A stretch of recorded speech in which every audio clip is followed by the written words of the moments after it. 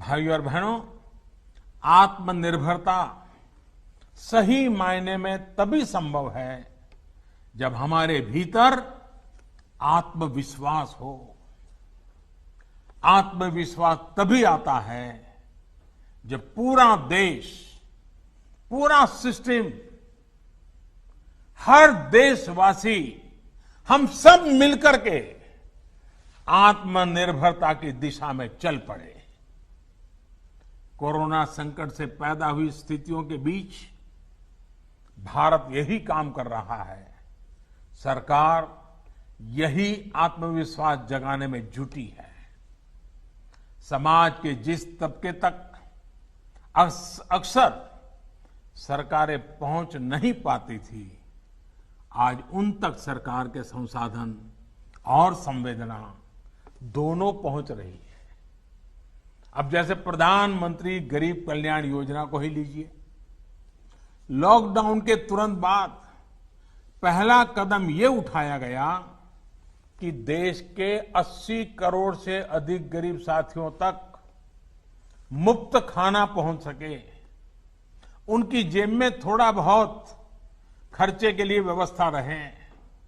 और जब लॉकडाउन उठाया गया तब सरकार को लगा कि आने वाला समय तो बरसात का भी है, त्योहारों का भी है, और हमारे यहाँ तो दिवाली और छठ पूजा तक अब तो त्योहार ही त्योहार चलते रहते हैं और सभी संप्रदाय, सभी धर्मों के त्योहार रहते हैं।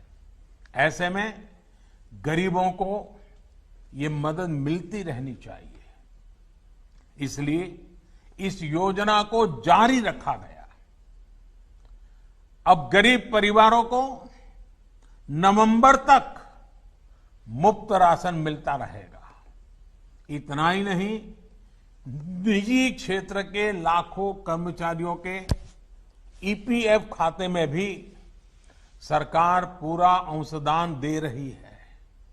इसी तरह पीएम स्वनिधि योजना के माध्यम से उन साथियों की सूद भी ली गई है जिनकी सिस्टम तक सबसे कम पहुंच होती थी।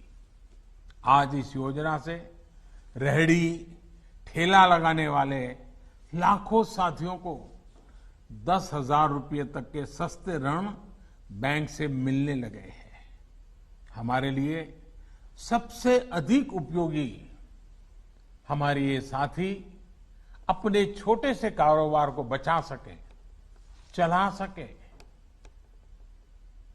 हमारे यहां इन सारी चीजों को कभी प्राथमिकता नहीं रहती थी, लेकिन एक संवेदनशील सरकार होने के कारण,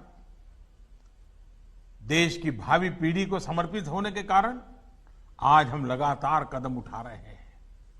यानी एक तरफ छोटे, लघु, कुटीर उद्योगों और बड़ों उद्योगों के बारे में सोचा गया, तो दूसरी तरफ इन छोटे लेकिन उपयोगी कारोबारियों की भी चिंता की गई।